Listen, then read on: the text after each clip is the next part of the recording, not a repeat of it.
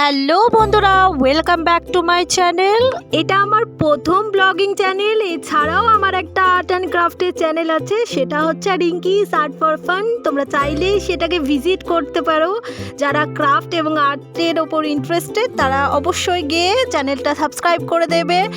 আজকে আমি স্পেশালি ভিডিওটা করছি কালী পুজোর দিন আমি কি করলাম। দেখো, আমাদের নিয়ম হচ্ছে কালী পুজোর আগের দিন আমরা 14 শাক খাই এবং 14 প্রদীপ জ্বালি। তো প্রদীপগুলোকে আমি জলের মধ্যে ভিজিয়ে রাখছি, কারণ আমার ঠাকুমা বলতেন যে জলের মধ্যে প্রদীপ ভিজিয়ে রাখলে প্রদীপের তেল নাকি যখন জ্বালায় তখন কম টানে। তার জন্য সেই প্রথা অনুযায়ী আমরা তাই করে আসি প্রত্যেক বছর। তাই আমি জলের মধ্যে প্রদীপগুলোকে ভিজিয়ে রেখে কিছুক্ষণ, তারপরে সেটাকে জল ঝরানোর জন্য রোদে দিয়ে দিয়েছি।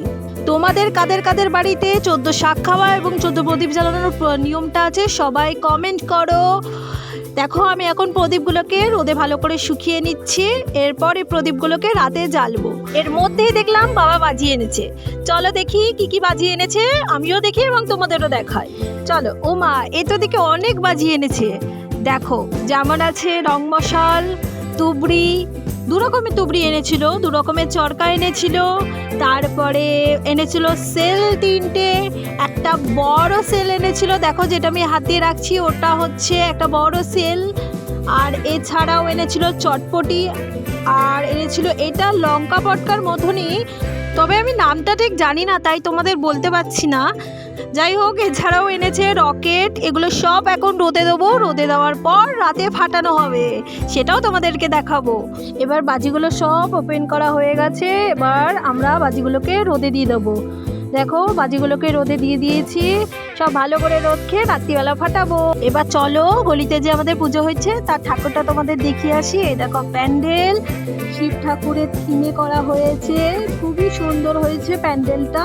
এই দেখো তার ফটো ঠাকুরটার, এবং এটা হচ্ছে পুরো প্যান্ডেলটার ফটো। তোমরা কমেন্ট করো কেমন হয়েছে। এবারে বিকেলবেলা চলে গেছিলাম একটু মাসির বাড়িতে।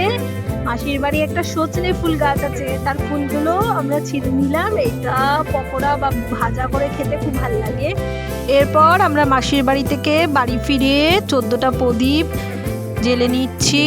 এটা আমাদের রিচুয়ালস অনুযায়ী 14টাই প্রদীপ নেওয়া হয়েছে। এবার এই প্রদীপগুলোকে বাড়ির চারিপাশে দিয়ে দেওয়া হবে। আমি প্রথমবার ব্লগিং ভিডিও করছি। কার কার ভিডিওটা ভালো লাগলো কমেন্ট করো।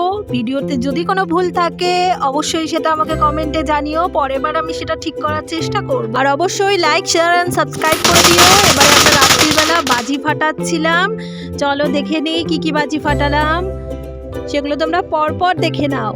সবাইকে শুভ দীপাবলির প্রীতি ও শুভেচ্ছা। ভিডিওটা ভালো লাগলে সবাই লাইক, শেয়ার এন্ড সাবস্ক্রাইব করে দেবে। দেখা হচ্ছে পরের একটি ভিডিওতে। ততক্ষণ টাটা।